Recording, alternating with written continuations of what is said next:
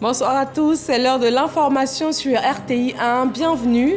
Le vice-président de la République a présidé le baptême de la 54e promotion et la remise d'épaulettes d'officiers aux élèves de l'Académie des Forces armées de Zambakro. 145 officiers issus de 11 pays africains élevés au grade de lieutenant et de sous-lieutenant. La première dame de Côte d'Ivoire, Dominique Ouattara, présidente de la Fondation Children of Africa, a reçu les 12 meilleurs élèves de l'année scolaire 2022-2023 en Côte d'Ivoire. Ils bénéficient d'un séjour récréatif et éducatif dans un camp de vacances en France. 141 voix pour et 65 voix contre. C'est le résultat du vote sur le projet de loi de révision constitutionnelle à l'Assemblée nationale. L'adoption définitive du texte est prévue le mardi 25 juillet prochain par le Parlement réuni en congrès. Et puis le dossier politique de ce 20h va nous conduire dans les coulisses des dépôts de candidatures aux élections municipales et régionales. La commission électorale indépendante a prorogé le délai. Les derniers candidats s'affairent à réunir la totalité des documents exigés pour l'acceptation de leur dossier. Merci de vous joindre à nous pour cette demi-heure d'information sur RTI 1. La Haute Autorité pour la bonne gouvernance a remis aujourd'hui son rapport d'évaluation annuel au vice-président représentant le chef de l'État. Il couvre la période 2020-2021. Nous y reviendrons dans les détails dans nos prochaines éditions. En attendant, direction Yamoussoukro, le vice-président de la République qui était ce matin, Tchémoko Mélié Koné, a présidé au nom du chef de l'État le baptême de la 54e promotion et la remise d'épaulettes d'officiers aux élèves de l'Académie des Forces armées de Zambakro. Les 145 officiers issus de 11 pays africains ont été élevés au grade de lieutenant et de sous-lieutenant. Ils sont désormais prêts à servir leur patrie respective. Mama Traoré. Anciennement école des forces armées, l'Académie des forces armées de Zambakro a été créée par décret en novembre 2020. C'est le temple de formation de l'élite militaire ivoirienne et africaine. Ce jeudi, le vice-président de la République, Tchémoko Mélié Koné, y est en visite. Au nom du chef suprême des armées, le président Alassane Ouattara, il vient présider la double cérémonie de baptême de la 54e promotion et la remise d'épaulettes d'officiers. L'Académie des forces armées est certes une source de fierté, mais elle reste une réalité perfectible que nous sommes résolument engagés à conduire à maturité pour le succès des armes de la Côte d'Ivoire. Sur de l'appui constant du haut commandement, nous nous engageons donc à procéder à une nécessaire prise en compte du passé avec la valorisation des traditions saines, du présent avec la consolidation des acquis, et enfin du futur grâce à une soif permanente d'adaptation et d'ouverture sur le monde. Comme le veut la coutume militaire, il revient au ministre d'État, ministre de la Défense, de dévoiler le nom de la 54e promotion. Votre promotion s'appellera promotion fierté et votre parrain sera M. le général de division Babou Nicolas. La promotion fierté peut ainsi prendre la relève du drapeau auprès de Triomphe, nom de la 53e promotion, dont est parrain le général de corps d'armée Touré Sekou, ex-chef d'état-major général des armées, actuel ambassadeur de Côte d'Ivoire après la République du Sénégal. Composée de 145 élèves officiers, dont 124 Ivoiriens, la promotion Triomphe est désormais prête à servir, de même que la 17e promotion formée de 11 médecins élèves officiers. Le major de la promotion Triomphe prononce en leur nom le serment d'allégeance, preuve de leur engagement à vie au service de leurs armées respectives. Ces élèves officiers sortants peuvent enfin recevoir leurs épaulettes des mains du vice-président de la République. Médecins, élèves officiers et élèves officiers de la promotion Triomphe, je vous nomme respectivement médecin lieutenant et sous-lieutenant. Et vous venez des insignes de votre grade. Au regard des nouveaux enjeux sécuritaires, le ministre d'État, ministre de la Défense, exhorte les élèves des 53e et 54e promotions à servir leur pays respectif avec honneur et loyauté. Nos frontières, qu'elles soient terrestres, maritimes ou aériennes, sont l'objet de violations constantes de la part de groupes non étatiques et de bandes armées qui n'hésitent pas à créer la désolation au sein de nos populations et de nos partenaires. Chers jeunes, c'est pour faire face à ces menaces qu'en plus de votre volonté de défendre vos nations respectives, l'Académie des forces armées a pour vocation de donner le savoir-être et le savoir-faire qui doit permettre aux futurs meneurs d'hommes que vous serez d'accomplir efficacement toutes les missions en tout temps et en tout lieu. Aux élèves sous-lieutenants de la promotion Triomphe, sachez que la définition de votre nom de promotion est connue de tous. À vous de lui donner un cachet particulier. Il doit être pour vous une source de motivation. Vous devez triompher de vos adversaires, de vos ennemis, pour vos pays respectifs et leur population. Mais ayez toujours le triomphe modeste, pur et sans tache. Pour ce faire, vous devez être des exemples à citer par vos chefs et des modèles à copier par vos collaborateurs. Avant de quitter l'Académie des forces armées, le public d'officiels, parents, amis et connaissances des élèves officiers a été gratifié d'un défilé militaire. Mais nous ne quittons pas encore l'Académie, nous restons sur place. C'est le ministre d'État, ministre de la Défense, Téné Birahima Ouattara, qui a remis les diplômes de la 4e promotion du cours d'études supérieures de défense. Forte de 24 officiers supérieurs, cette promotion, composée de 10 pays différents, aura passé 10 mois de formation. Kader Sogodogo. Après 10 mois passés à l'école de guerre de Zambakro, les officiers supérieurs reçoivent leur diplôme de fin de formation des mains du ministre d'État, ministre de la Défense, Téné Birahima Ouattara. Face aux défis sécuritaires actuels, la qualité des ressources humaines s'impose comme la première alternative. Le cours d'études supérieures et de défense de l'Académie des forces armées AFA de Zambakro vient pour parfaire cette vision. Monsieur le ministre d'État, Monsieur le chef d'état-major général des armées, Monsieur le commandant supérieur de la gendarmerie nationale, Monsieur le commandant des écoles et centres de formation, vous avez le droit d'être fiers de votre école de guerre et des officiers de valeur qui la font vivre et rayonner. 10 longs mois de dur labeur nous donnent de célébrer aujourd'hui l'excellence et le mérite de nos auditeurs, mais également de ces cadres militaires et civils qui donnent tout ce qu'ils peuvent pour nous faire avancer et donc tout son sens à cet ambitieux projet pédagogique. Lutte contre le terrorisme et l'agression des bandes armées restent des défis permanents pour tous les États africains. La formation des ressources humaines s'impose à tous. Le CSD devient de plus en plus une référence dans notre sous-région, voire en Afrique, vu le nombre de pays qui nous ont fait l'amitié de nous confier la formation de leur cadre supérieur de défense au sein de cette institution militaire, gage d'une bonne coordination de nos efforts face aux nombreux défis sécuritaires actuels. La Côte d'Ivoire, avec à sa tête son Excellence M. Alassane Ouattara, président de la République, chef suprême des armées, entend donc se donner les moyens nécessaires pour offrir à tous les personnels de nos forces une formation de qualité gage d'une armée professionnelle. Cette 4e promotion est forte de 24 officiers supérieurs, dont 14 Ivoiriens et 10 issus du Bénin, du Togo, du Niger, du Cameroun, du Sénégal, de la Guinée, de la République centrafricaine et du Burkina Faso. À l'occasion de cette cérémonie de remise de diplômes, le ministre d'État, ministre de la Défense, a décoré 4 personnalités civiles, formateurs à l'école de guerre, à la médaille de la Défense échelon argent. Leur mérite a aussi été reconnu. Ils sont au nombre de 12.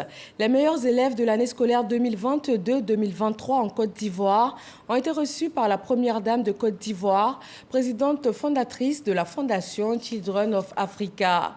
Dominique Ouattara a félicité ces 6 jeunes filles et 6 jeunes garçons. Dernière étape avant leur départ pour un séjour récréatif et aussi éducatif dans un camp de vacances en France. Jérôme Kofi Abola.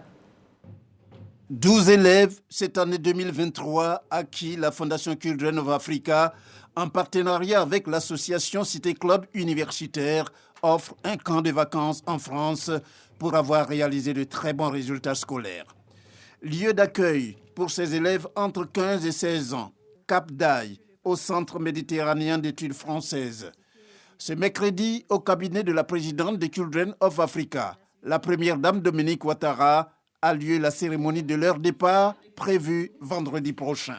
Maman Dominique, par ma voix, les 12 bénéficiaires vous traduisent leur infinie gratitude. Ce sont des vacances que vous offrez gracieusement aux meilleurs élèves parmi les plus méritants de passer de bons moments en France, le pays de nos rêves. Maman Dominique, merci de nous offrir ces vacances de loisirs et d'études pour notre épanouissement. Ces 12 élèves, dont 6 filles et 6 garçons, vont durant ces vacances bénéficier du point de vue éducationnel d'un brassage multiculturel à travers des activités aussi bien artistiques que touristiques. Situé dans un parc d'environ 4 hectares de végétation en terrasse, vous serez logé dans des bâtiments nichés dans cet écrin de verdure entre caroubiers, cyprès, oliviers, bougainvilliers et pins d'Alep. Actuellement, le CMEF est un campus linguistique international, une école de français, langue étrangère, et donc vous allez bénéficier de quelques cours de français, de littérature, mais beaucoup de cours de perfectionnement en anglais, comme vous l'ont dit vos prédécesseurs. Mais également, vous allez vous voir proposer des programmes beaucoup plus ludiques avec des activités sportives. Vous allez bénéficier au cours de ce séjour du programme Junior. C'est un programme au cours duquel vous allez faire connaissance et pouvoir échanger avec des adolescents et adolescentes de diverses nationalités, diverses cultures, comme vous l'ont déjà dit vos prédécesseurs. Il y a des cours et je dois vous souligner que les enseignants ont à part d'avoir les petits Ivoiriens en cours. Pourquoi ? Eh bien, tout simplement parce que vous avez toujours démontré des qualités de politesse, d'écoute et de belle éducation. La ministre de l'Éducation nationale et de l'alphabétisation, Maria Toukone, en tant que tutelle, se félicite de cette action que mène la Fondation Children of Africa pour récompenser et encourager les meilleurs élèves de Côte d'Ivoire. Madame la Première Dame, cette opportunité que vous leur offrez tous les ans constitue pour nos jeunes élèves une stimulation supplémentaire pour les pousser davantage à l'excellence dans leurs études. En effet, la mise en route officielle pour la colonie de vacances en France des élèves les plus méritants est un acte à la fois symbolique et de valeur éducative que la communauté éducative apprécie à sa plus haute valeur. Avec la 7e édition, ce sont au total 66 enfants qui vont visiter la France grâce à votre générosité. C'est pourquoi, au nom du gouvernement et en mon nom propre, je voudrais une fois encore vous traduire la gratitude de la communauté éducative pour votre soutien à une éducation de qualité dans notre pays. C'est l'occasion pour la première dame de Côte d'Ivoire, Dominique Ouattara, de saluer la collaboration entre sa fondation Children of Africa et l'association Cité Club Universitaire qui, selon elle, constitue un atout majeur en vue de la promotion de l'excellence en milieu scolaire. Depuis 2015, l'association Cité Club Universitaire et la Fondation Children of Africa ont établi un partenariat afin de permettre aux élèves ayant obtenu les meilleurs résultats scolaires de l'année de séjourner en France durant leurs vacances. Cette collaboration entre nos deux institutions a pour objectif de promouvoir l'excellence en milieu scolaire. Elle donne également l'opportunité aux enfants les plus méritants d'ouvrir leurs horizons en découvrant un autre pays. Ce séjour éducatif, organisé dans un cadre d'exception sur la Côte d'Azur et dans un environnement multiculturel riche, est propice à la fois aux loisirs et à l'apprentissage des enfants.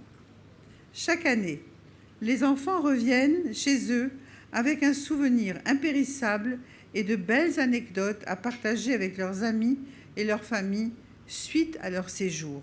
Mes chers enfants, je tiens à vous féliciter pour les excellents résultats scolaires que vous avez obtenus. Je vous transmets également les félicitations de votre papa, le président Alassane Ouattara, qui est aussi très très fier de vous.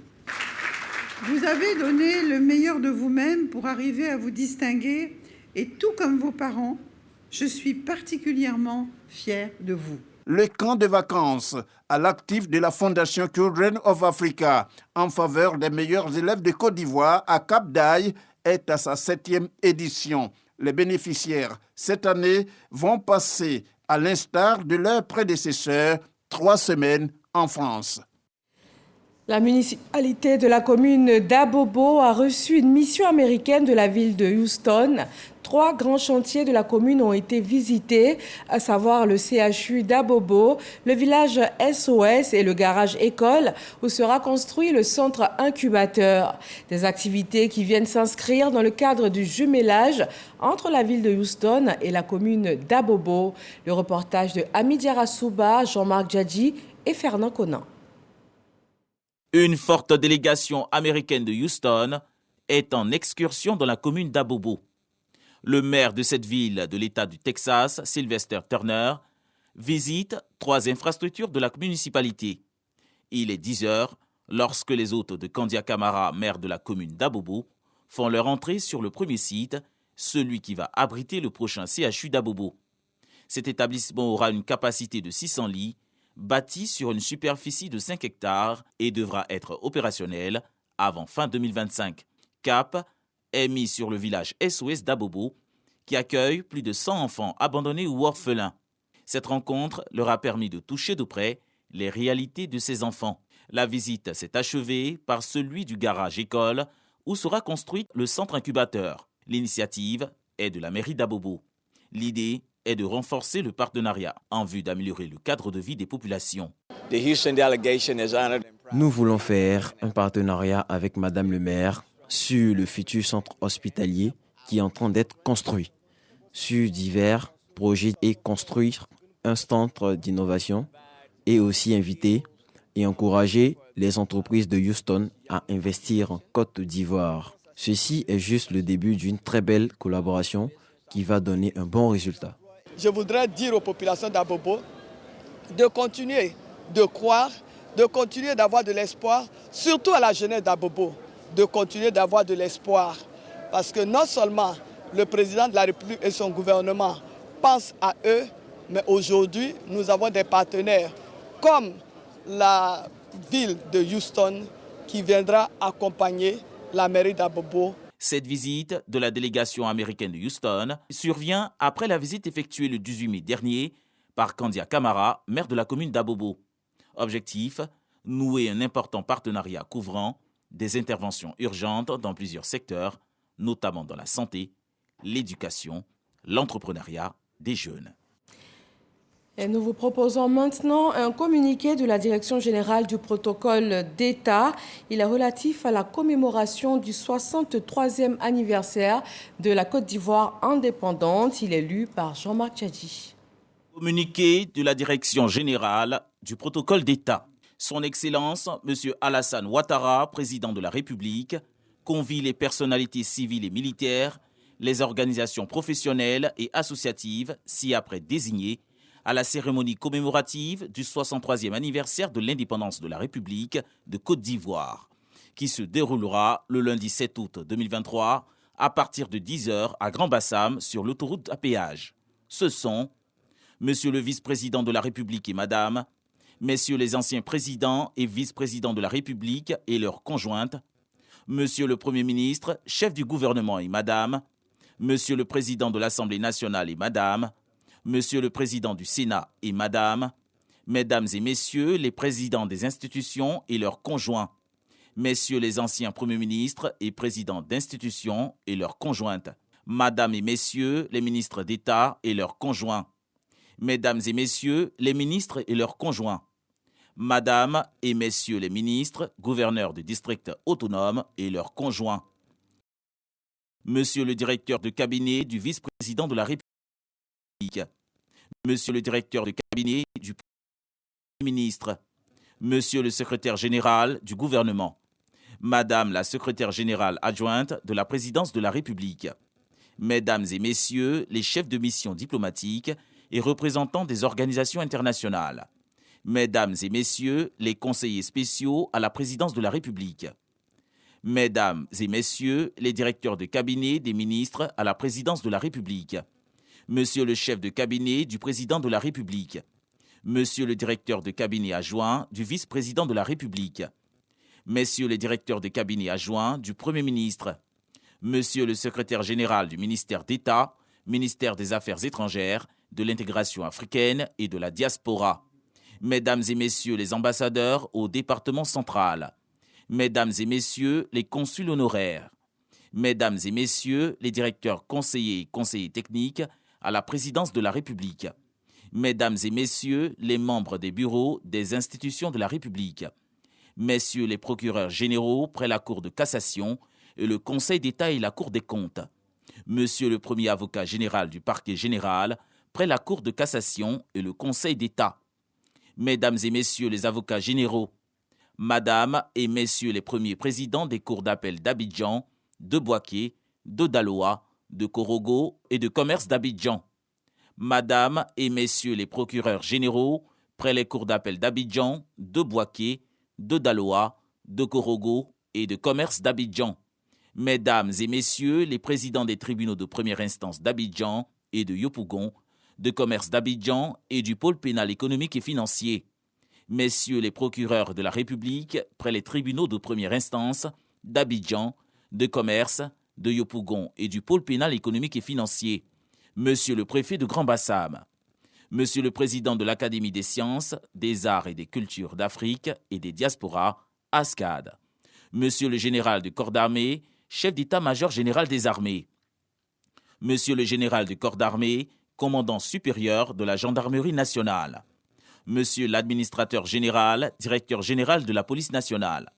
Monsieur le général, chef d'état-major particulier du président de la République, Monsieur le directeur général des douanes, Monsieur le directeur général des affaires maritimes et portuaires, Monsieur le directeur général des forêts et de la faune et leurs collaborateurs, Messieurs les anciens combattants, Madame la présidente du Conseil national des droits de l'homme, Messieurs les présidents des autorités de régulation, Monsieur le maire de Grand-Bassam, Messieurs les maires du district autonome d'Abidjan, Mesdames et Messieurs les directeurs des cabinets ministériels, Madame et Messieurs les présidents des universités publiques, Messieurs les présidents des chambres consulaires, Mesdames et Messieurs les présidents des conseils d'administration et directeurs généraux des entreprises publiques et parapubliques, Monsieur le bâtonnier de l'ordre des avocats, Mesdames et Messieurs les présidents des ordres et organisations professionnelles, Mesdames et Messieurs les présidents, secrétaires exécutifs ou secrétaires généraux des partis politiques,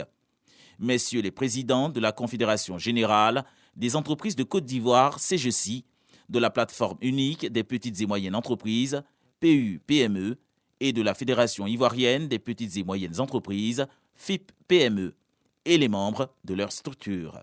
Mesdames et Messieurs les présidents et secrétaires généraux des centrales syndicales, UGTCI, Dignité, FESACI, UNATRCI, Humanisme et 50 de leurs membres respectifs. Monsieur le vice-président et les membres du directoire de la Chambre nationale des rois et chefs traditionnels de Côte d'Ivoire. Monsieur le président et les membres du Forum des confessions religieuses. Monsieur le président et les membres du Conseil supérieur des imams, COSIM. Mesdames et messieurs les représentants des organisations de la société civile. Le Haut Conseil du patronat des entreprises de transport routier. La Fédération nationale des sociétés coopératives de vivriers de Côte d'Ivoire. La Fédération nationale des commerçants de Côte d'Ivoire. Mesdames et messieurs les représentants des associations sportives. Monsieur le Président et 200 membres du Conseil national de la jeunesse de Côte d'Ivoire, CNJCI.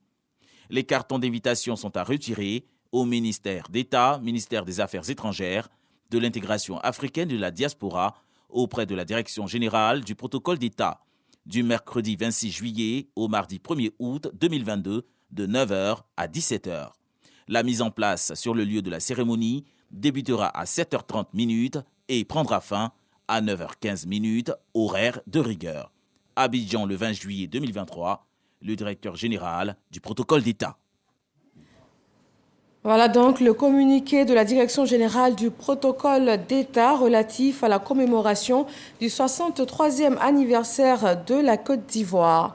Dans l'actualité de ce jour, au Conseil constitutionnel, la passation de charge entre le président sortant Mamadou Koné et la nouvelle présidente s'est tenue. Chantal Nanaba Camara quitte définitivement la tête de la Cour de cassation et prend fonction au Conseil constitutionnel. Elle a prêté serment devant le chef de l'État le lundi 17 juillet dernier.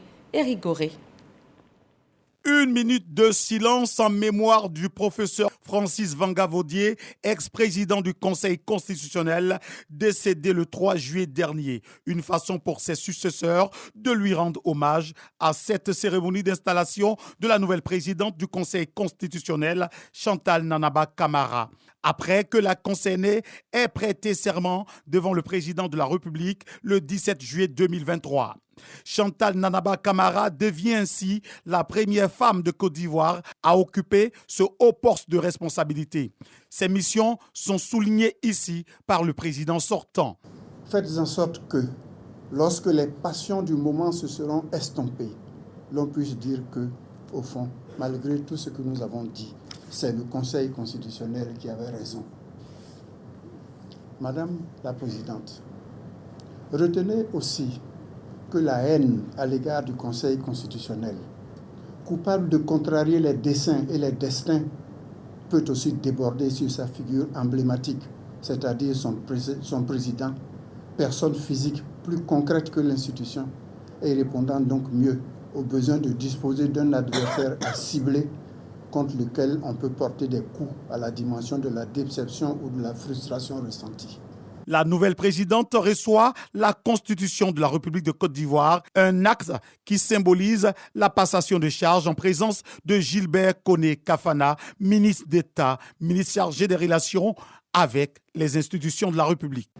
Serviteur infatigable de l'État, vous avez sillonné les ruelles âpres et tortueuses de l'administration et de notre magistrature, en laissant chaque fois la trace indélébile de votre charisme.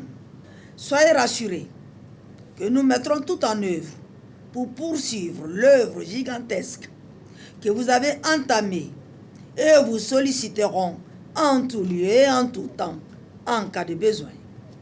Nommée le 10 mai 2023, Chantal Nanaba Camara a été célébrée à la Cour de cassation d'où elle part pour le Conseil constitutionnel par ceux qui sont désormais ses ex-collaborateurs. Ce fut d'agréables moments de communion, de solidarité et d'expériences enrichissantes. Au plan professionnel, je voudrais, au nom du personnel, saluer avec déférence et respect votre engagement pour le travail abattu à la tête de la Cour de cassation. Chantal Nanaba Camara a une riche carrière dans le domaine judiciaire, une travailleuse exemplaire et une femme de mission au service de la République de Côte d'Ivoire depuis plusieurs années. Le projet de loi de révision constitutionnelle a été voté aujourd'hui à l'Assemblée nationale. 141 voix pour et 65 voix contre. 210 députés ont répondu présents à cette séance plénière sur les 255 siégeants. L'adoption définitive du texte est prévue pour le mardi 25 juillet par le Parlement réuni en congrès. Moussa Konaté et Zakaria Traoré. Révision de la loi portant constitution de la République. Le texte est adopté à la majorité des députés présents à cette plénière. 141 voix pour son adoption, 65 voix contre et 0 abstention. La révision concerne notamment la modification de l'article 90 qui fixe un délai de fin de mandat parlementaire, l'article 94 qui vise l'instauration de la double session au Parlement et l'article 107 qui donne le droit d'amendement au président de la République. L'opposition explique sa position. Les 2 sessions qu'on a données, c'est vrai, c'est une bonne chose par rapport au besoin d'harmoniser les vacances gouvernementales avec les vacances parlementaires. Mais nous observons qu'au bout du compte, la 2e session ne s'ouvre pas sur une période de vacances pour les députés eux-mêmes. Nous avons demandé que cela soit amélioré. On ne l'a pas obtenu. Dans un autre point aussi, nous disons, mais vous fixez la durée du mandat parlementaire. Cette fixation de la durée du mandat parlementaire ne nous permet pas de comprendre en l'espèce aujourd'hui quelle est la durée de notre mandat qui a commencé en avril 2021 et qui devrait finir en réalité en mars 2026. Lorsque les projets de loi arrivent, qu'on les examine, le député, ce qui lui reste, c'est le pouvoir d'amendement. Mais s'il se dessaisit lui-même en tant que député de cette prérogative que la Constitution lui donne pour la remettre au président de la République, qui est déjà, de par la Constitution, l'initiateur des projets de loi, qu'est-ce qui lui reste au député? Il ne lui reste plus qu'à applaudir. Nous refusons en tant que PPACI. Face à ces préoccupations, le président de la Commission des affaires générales et institutionnelles réagit. Si le président de la République, à travers ses émissaires, comparaît devant les députés, il entend voir amender un texte quelconque, que les députés disent non, mais c'est les députés qui décident. Et le président de la République, encore moins son mandataire, ne participe pas au débat. Donc qu'on ne fasse pas croire que c'est après l'adoption du texte, lorsque le texte sera envoyé à la présidence pour être publié, que c'est en ce moment que le président de la République pourra amender. Ce n'est pas le cas. 210 députés ont pris part à la séance présidée par le président de l'Assemblée nationale, Adama Bictogo. Je voudrais vous saluer chacune et chacun pour la pertinence de vos interventions. Je vous remercie, la séance est levée. Le projet de loi de révision constitutionnelle sera examiné par le Sénat. Ensuite, le Parlement va se réunir en congrès le mardi 25 juillet pour l'adoption définitive du texte. Le dossier politique de ce jeudi nous conduit à la CEI. Depuis hier mercredi, la Commission électorale indépendante a prorogé le délai de dépôt des candidatures pour les élections municipales et régionales. L'afflux massif des candidats à la dernière minute a cependant une explication. Pour mieux le comprendre, nous vous invitons à suivre ce sujet réalisé par Sidonie Davila.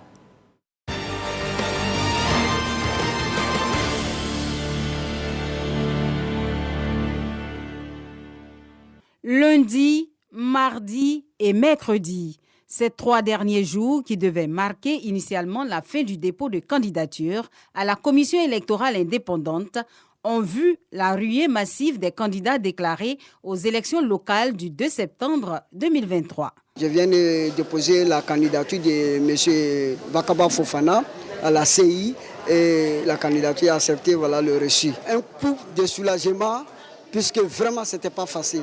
Alors que la CEI a ouvert ses portes depuis le 1er juillet pour la réception de dossiers de candidature, c'est seulement le 11 juillet que le premier potentiel candidat s'est déclaré. Depuis ce passage, les différents box ne désemplissent pas. Les box n'ont de consigne que de recevoir tous les dossiers, surtout les dossiers au complet. C'est la commission centrale de la CEI à qui revient le droit de statuer et de donner une réponse. L'afflux massif de dernière minute est une habitude pour les candidats. Ils en donnent les raisons. Depuis 2021, le directeur régional des impôts est décédé. Malheureusement, il n'a pas été remplacé. Donc c'est celui de San Pedro qui assure l'intérim. Il faut donc aller jusqu'à San Pedro pour faire signer les attestations de régularité fiscale. Vu la pléthore de candidats, et puis les documents à fournir, il faut coacher certains candidats pour la confection des documents. Rassembler toutes les pièces administratives est l'un des défis majeurs auxquels les futurs élus font face. De nombreux candidats ici aux impôts devaient s'acquitter de leurs droits de cautionnement. Les fiches individuelles de candidature comportent les numéros des cartes d'électeurs. Donc on pouvait par exemple prendre la fiche seulement qui a le numéro de la carte d'identité et le numéro de la carte d'électeur pour nous permettre de nous acquitter de nos droits. Ça allait faciliter les choses Et je ne comprends pas, pour une même administration, on a besoin de 2 copies de chaque pièce. Là, c'est difficile. Nous souhaitons que des photocopies de la pièce que la personne nous a présentée, qui nous a permis de tirer le T31T, il faut qu'il y ait une photocopie de cette pièce-là qui nous permet de faire notre historique. Parce que nous, Trésor, chaque fin d'année, nous rendons compte de notre gestion, aussi bien en recettes qu'en dépenses. L'attestation de régularité fiscale, un autre document aussi important pour les candidats qui, nombreux, arpentent les couloirs des impôts pour l'obtenir. Quand on donne 2 semaines, 1 mois, ce n'est pas évident, sachant que l'administration n'est pas égale sur tout le territoire. Ce qui est plus facile à Abidjan n'est pas aussi facile à l'intérieur. Et même à Abidjan, vous vous imaginez, nous avons tout un lot de communes qui se retrouvent soit au tribunal pour les mêmes documents, soit dans les agences des impôts pour le même document. Alors vous pouvez retrouver sur ces instants sur des milliers de demandes. Et ce n'est pas évident pour les directions des impôts de délivrer à temps ces documents. Face à cette situation, la Direction générale des impôts décide de faire des facilités aux différents requérants. En la matière, ce qui est exigé, d'abord, c'est de remplir le formulaire de demande. Ensuite, si vous êtes un contribuable, vous disposez d'un numéro de compte contribuable en tant que propriétaire ou en tant que citoyen menant une activité commerciale. Nous consultons le compte contribuable pour savoir si vous avez des arriérés ou pas. Si vous n'en avez pas, eh bien, vous avez droit à l'attestation tout de suite. Si vous avez des arriérés, soit vous les payez entièrement, soit vous en payez un acompte, on vous fait un échéancier sur le reste. À ce moment-là, nous pouvons vous délivrer l'attestation. Nous signons jusqu'à très tard parce qu'on fait l'effort pour tous ceux qui déposent le matin de pouvoir leur délivrer leurs attestations, soit l'après-midi, soit le lendemain matin. Candidats indépendants, candidats de l'opposition et candidats du RHDP, tous sont confrontés aux mêmes difficultés. La dernière rencontre des partis et groupements politiques avec la CEI, un prétexte pour demander la prorogation de la période de dépôt de candidature. Une requête à laquelle la CEI fait droit. La période de réception des dossiers de candidature pour les élections des conseillers régionaux et des conseillers municipaux du 2 septembre 2023 qui expirait ce mercredi 19 juillet 2023 est prorogée exceptionnellement jusqu'au dimanche 23 juillet 2023 inclus. À la date du mercredi 19 juillet,